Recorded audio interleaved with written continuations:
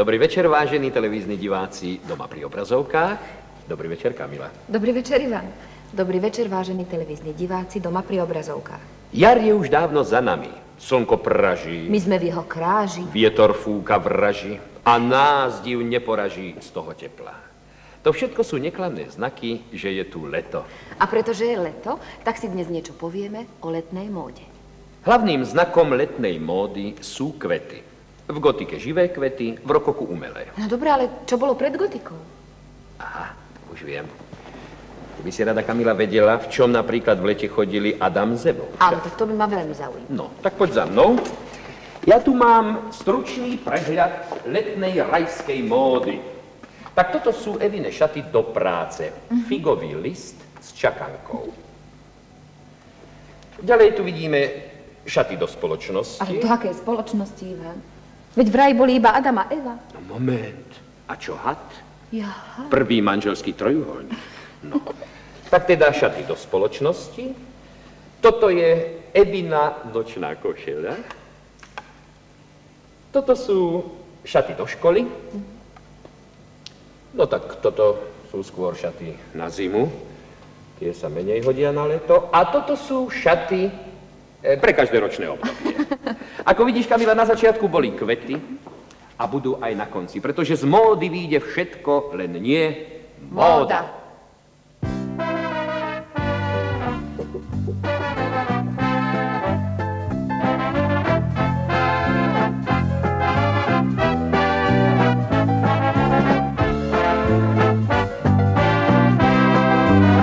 Žije tu s nami rozmarná pani, čo tobe šarm vždy dodá, čo tobe šarm vždy dodá. Žije tu s nami rozmarná pani a tá sa volá móda. Móda je každú chvíľu iná a predsa vždy má svoju tvár. Móda nám stále pripomína, že treba zmeniť kalendár. Každý deň v iných šatách chodí, v suteréne aj na poschodí. Narobí peňaženke škody, móda však nikdy nie je z módy. Pretože móda vždy tobe dodá, vždy tobe dodá šarm a štýl.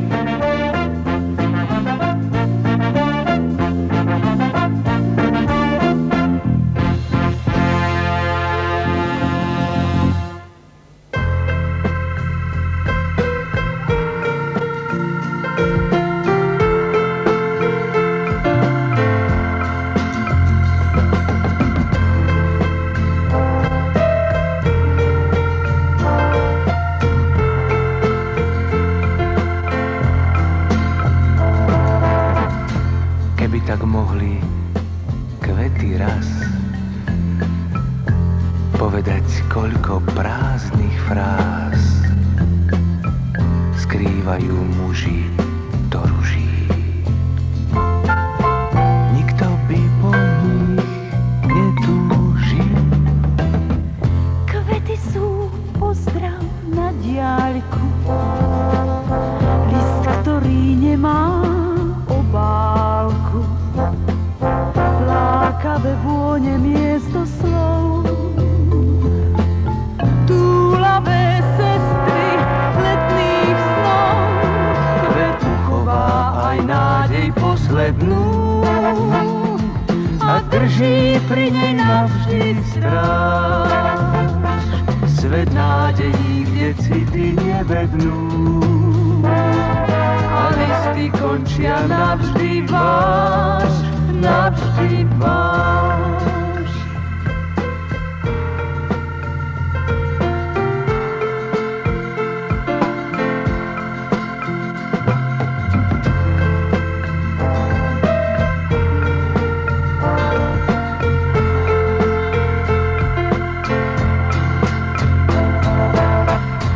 Nevravím, že sa nepáči, keď žena za kvet prepáči. Návraty z výprav záhadných, trpkú chuť klamstiev priehľadných. Tak prestaň robiť cynika, veď každá chvíľa uniká. A skúsme na dne kalicha spolu zasklesnúť do ticha.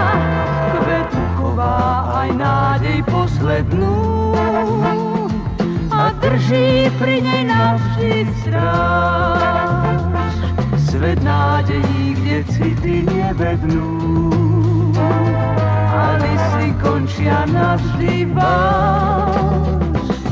Kvetuchová aj nádej poslednú a drží pri nej navždy stráž.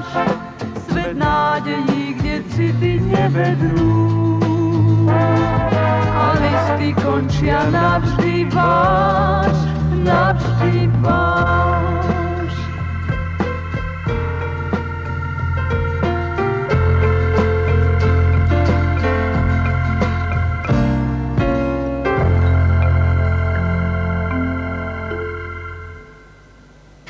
Áno, Ivan, v takej gotike veru nebola núdza o kvety. Ale za to však bola núdza o plavky.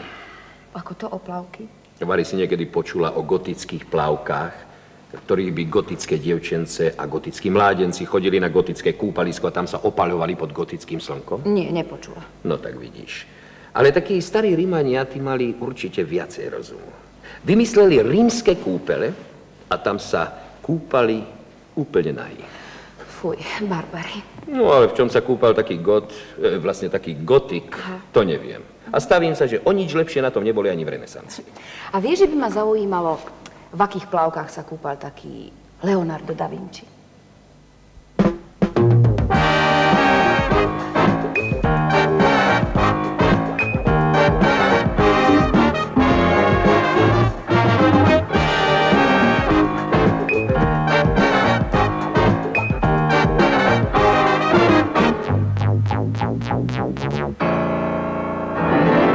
Láska sa vraj všade vkráda, láske ťažko uniknúť. Lúčmi hviezd nám srdcia spriada, snáď mám trochu strach z jej pút. Márne sa však skrývam pred ňou, preto nie sme schovaní. Tak hádaj, milá, kde som, či som ušiel lesom. Hádaj, hádaj, hádaj, hádaj, hľadaj vo vani schovaný, milenec schovaný, srdce vždy poraní, vo vani schovaný, milenec schovaný, vždy srdce poraní.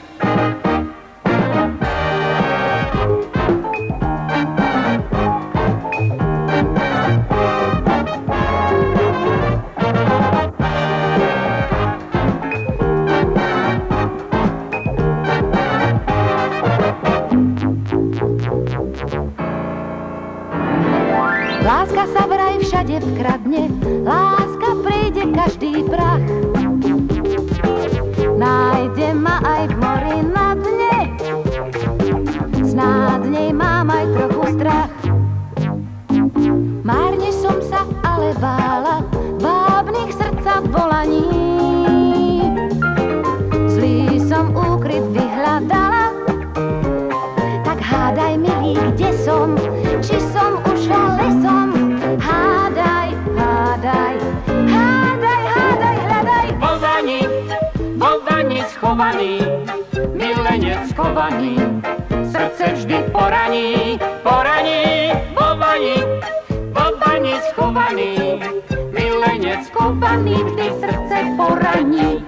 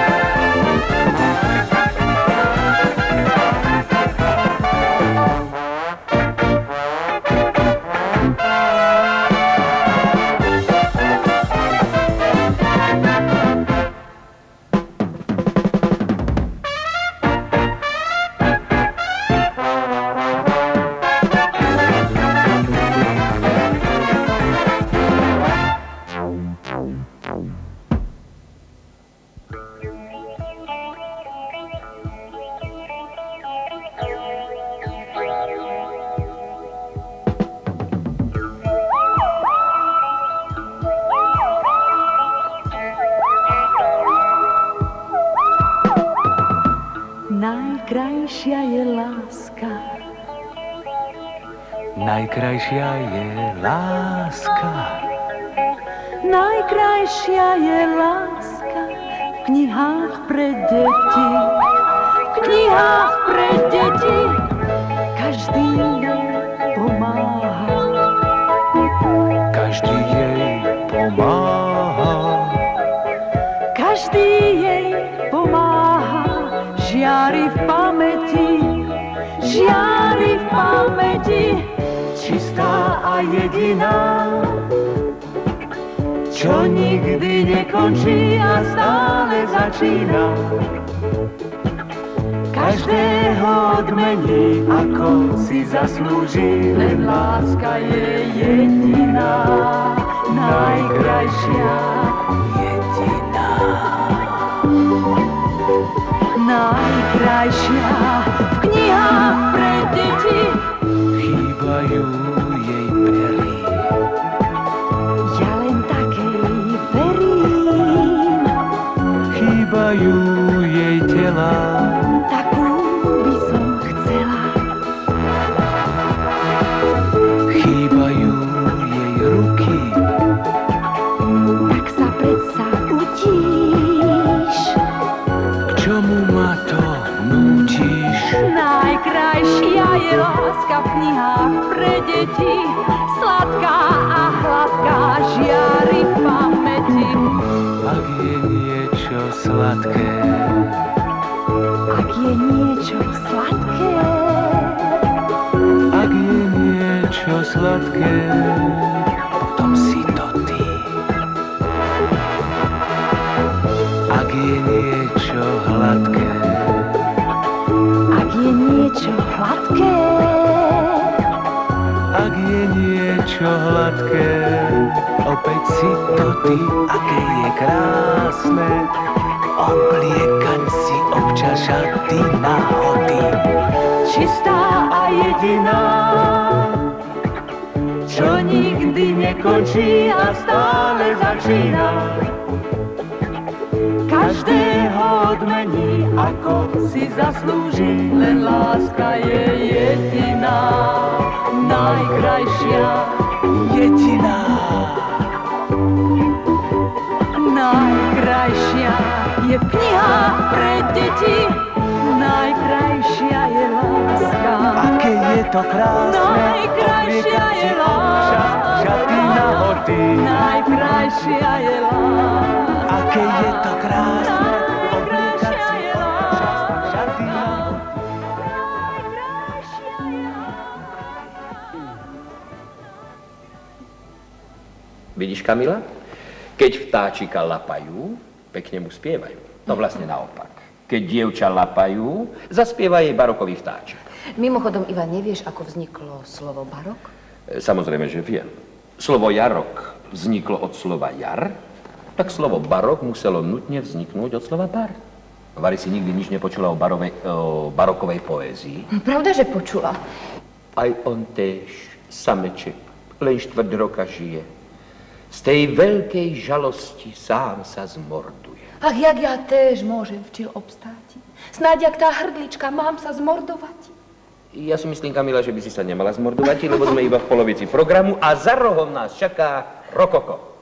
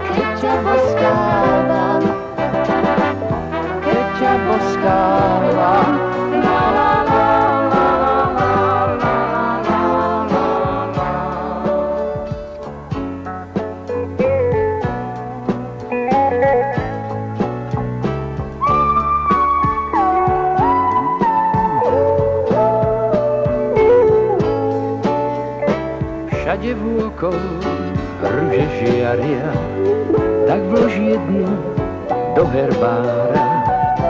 nech ti za mňa stále šepká, aká si vždy celá hebká. Keď ťa boskávam, keď ťa boskávam, keď ťa boskávam.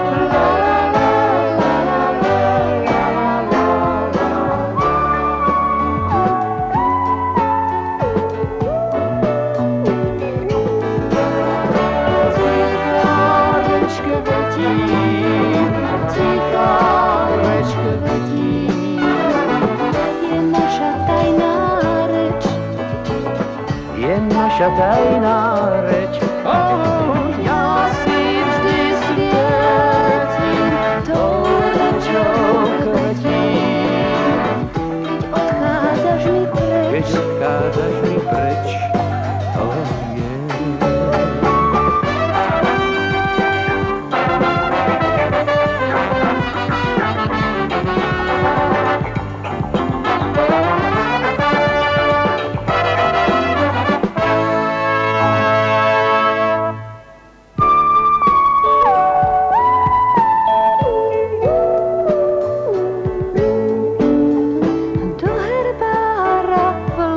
kvety, počúvaj tie sladké vety, ktoré kvety za mňa vravia. Mne sa totiž krúti hlava, keď ťa boskávam, keď ťa boskávam, keď ťa boskávam.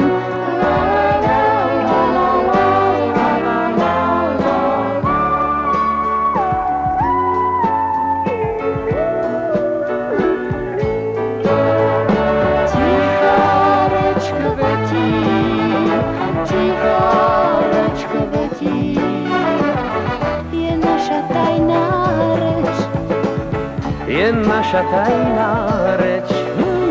Ja si vždy svietím tou rečou kvetím. Keď odchádzaš mi preč, keď odchádzaš mi preč,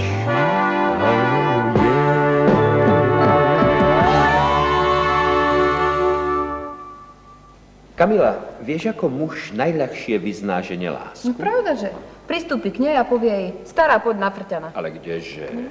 Muž najľahšie vyzná žene lásku, keď jej pošle kvety.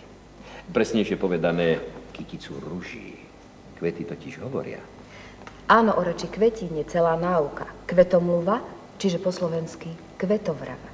Áno, a podľa tejto kvetomluvy, čiže kvetovravy, ako vravíš, ruže znamenajú lásku a tulipány, ak sa nemýlim, hlúposť. No, tak neviem ako ty, Ivan, ale ja dostávam samé ruže. Mimochodom, taká reč kvetín, vieš, že je výborná vec? No predstav si, že manžel príde večer domov a nájde na stole kosace, ktoré by znamenali, išla som večer do kina na Belmonda, večer aj v trúbe. Vedľa kosacov by ležala kytička nezábudok.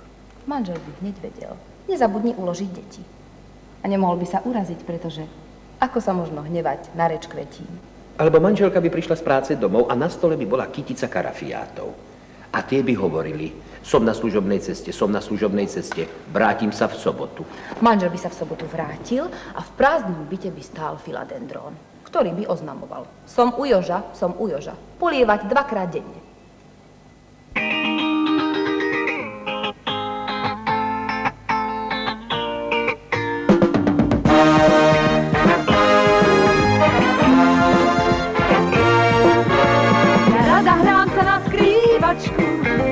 A rada skrývam pravý cit, ten cit, čo vyvoláva priažku.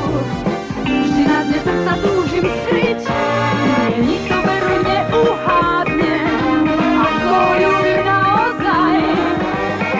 Ja naopak sa tvárim chladne a pritom dobre poznám aj. Skrývačka je hra, čo hrajú práve dámy. Skrývačka je hra, čo každé srdce má. Nik nevie, o kom vlastne snívam. Nik nevie, koho v srdci skrývam. To je tá moja skrývačka.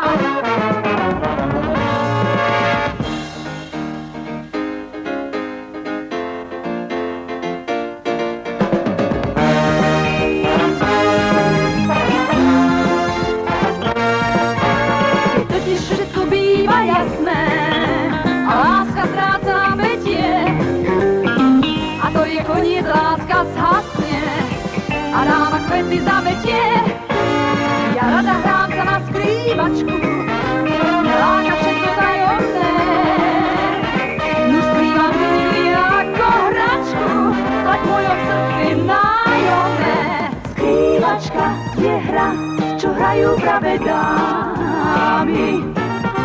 Skrývačka je hra, čo každé srdce mámi. Nik nevie, o kom vlastne snívam, nik nevie, koho v srdci skrývam. To je tá moja skrývačka.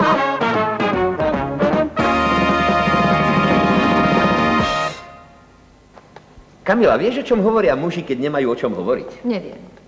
Keď muži nemajú o čom hovoriť, tak hovoria o počasí.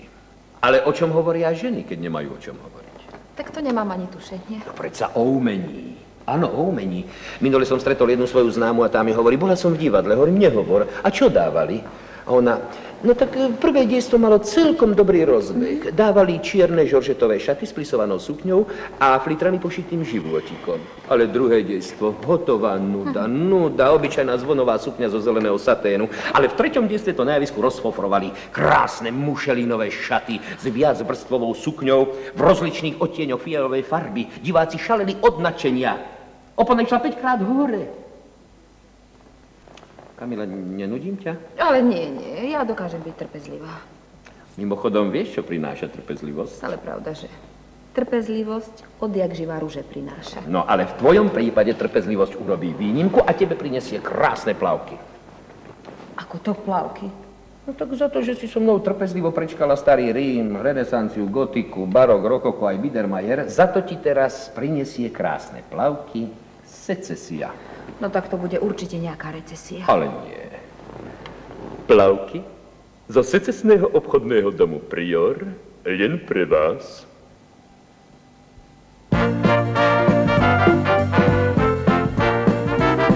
Ja dávam prednosť takým pánom, čo majú štýl a majú švih. Vždy dávam prednosť elegánom a vyberám si ešte z nich. Mne hlavu nič tak nepopletie, ako pán s tvárou svetáka. Keď objaví sa na parkete, nik iný ma už nezláka. Mať elegantné šaty, byť elegantne zlatý, taký pán je môj sen. Kto je váš krajčír, pane? Mne srdce láskou planie, už hodinu to viem.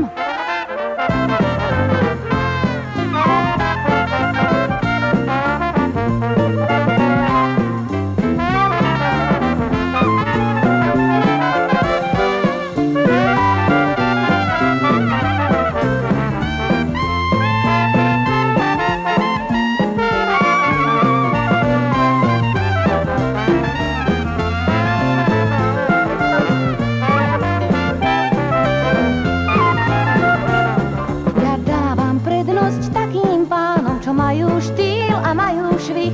Vždy dávam prednosť elegánom a vyberám si ešte z nich, že som vás stretla nečakane. Ďakujem iba náhode, aspoň sa mám s tým, drahý pane, zhovárať nežne o móde. Mať elegantné šaty, byť elegantne zlatý, taký pán je môj sen. Kto je váš krajčír, pane? Mne srdce láskou planie, už hodinu to viem.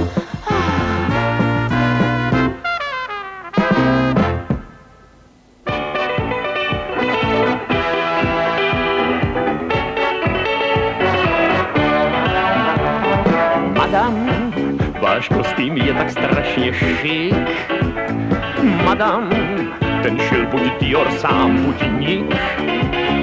Madam, ja vás len hľadám, váš šarm a vkus je darom múzia, túžim nie zaspoň váš slnečný. Východník! Badám, že máte v lichotení cvik. Hádam, je to však iba pánsky trik. Madam, aj životy ja dám. Nuž priznávam, ste švárny pán, raz hádam, dám vám niesť ten slnečník. Slnko páli, voda vábi, čo sú dôvody. Preveniť sa na najády, skočiť do vody. Pôjdu s nami všetci známi, sviežo do plátku. Spravíme si s rybičkami vhodnú módu pre riadku.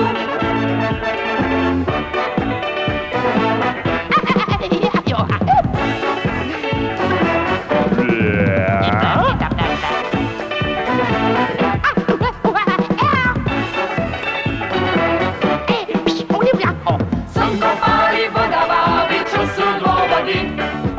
Preveniť sa na najády, skočiť do vody. Pôjdu s nami všetci známi, sviežo do plátku. Spravíme si s rybičkami vhodnú módu pre riadku. Madam, váš kostým je tak strašne šík. Padá, že skúsený ste lichotník. Madam, k vám srdce skladám. Veď áno, viem, je krásny deň. A prosím, aspoň ten váš srdečník. Hádam, nech zatiaľ klíči v nás náš cit. Madam, veď nás tu neuvidí nik. Hádam, vravím, že hádam, nespravím krik, a podvodník môj Bože ukradol mi slnečník.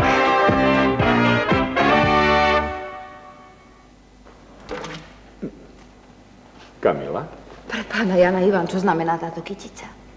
Ako, čo znamená táto kytica? No tak pred chvíľou sme hovorili o tom, že kvety hovoria, tak počúvaj. Vypočujem.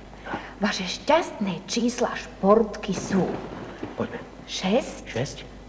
18, 18? 50. Ale počúvaj lepšie, 50 nie je športka. Aha, tak počujem ďalej.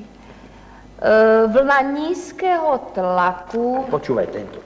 Ale tak ja sa vdávam, Ivan. Ja budem musieť asi navštíviť jazykovú školu kvetín. Ale prosím ťa, to je jednoduché. Reč kvetín je veľmi jednoduchá. Tieto kvety napríklad prezrádzajú, že sme sa preniesli do súčasnosti. Prečo? Pretože sú to kvety z umelej hmoty. Ja. Teda na začiatku boli kvety a budú aj na konci, lebo jediná vec, ktorá nikdy nevyjde z módy, je móda. Mimochodom, Ivan, vieš, že slovo móda je odvodené od slova módus? Samozrejme, ako je slovo sóda odvodené od slova sódus. Tak ja neviem, ako to bolo so sodou, ale slovo móda sa začalo používať okolo roku 1630 v Taliansku. No a odtiaľ prekročilo všetky hranice. No, dakedy aj hranice vkusu. Ale o tom až inokedy. Vážení priatelia, a na záver malá módna prehliadka, ktorá nám predvedie, ako móda historická ovplyvnila módu súčasnú. Model číslo 1. Odev vydatých rimaniek pozostával z viacerých častí, ale základ tvorila tunika intima. A práve v tejto tunike intime sa potom počúvala intimná poézia. Áno, ale najprv si žena musela dať dole štólu, ktorá sa podobala dnešnej sukni zopnutej na pleci. Až potom nastala tá intímna vhodná chvíľa na počúvanie intímnej poézie v tunike intime. Vážení diváci, na predvádzanom modeli sa uplatňuje celková voľná línia starorímskej módy. Model číslo 2 vychádza sprava a zároveň z gotiky. Áno, gotika sa vyznačovala prísnosťou línií a odraz tejto línie vidieť aj vo vtedajšej móde. Šaty boli úzké, predlžované do vlečiek a možno preto sa táto prísna, ale elegantná móda páči aj našim ženám. Áno, gotika to je niečo pre naše ženy. Každá chce byť elegantná a na nás mužov prísna. Model číslo 3. Tentoraz si nebudeme všímať šaty, ale to, čo šaty odjak živa ozdobuje. No moment, a kde je model číslo 3? Moment.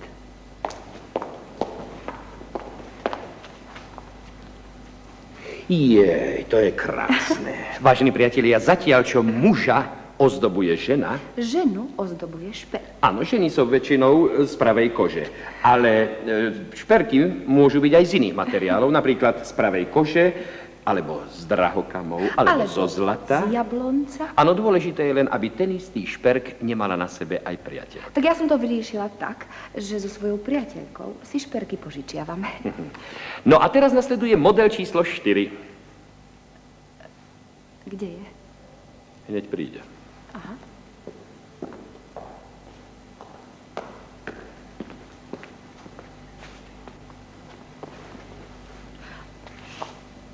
Kamila, apropo, vieš, kto vynašiel nohavice? Nie, tak to neviem. No predsa starí Peržania. Ale prosím ťa, Peržania predsa vynašli perské koberce. Áno, ale okrem toho vynašli aj nohavice. Starí Peržania totiž nosili na sebe dva kabáty. Na spodu dlhší a na ňom kratší. Pretože väčšinou tiahli do boja, a to na koňoch, ten dlhší kabát im prekážal. Preto ho jednoducho roztrihli a obšli tak, aby im obopínal nohy. Aha, tak vlastne nohavice poznáme vďaka koňom. Áno, a zatiaľ, čo v Perzii jazda na koňoch už vychádza z módy, jediná vec na svete, ktorá nikdy nevyjde z módy, je móda.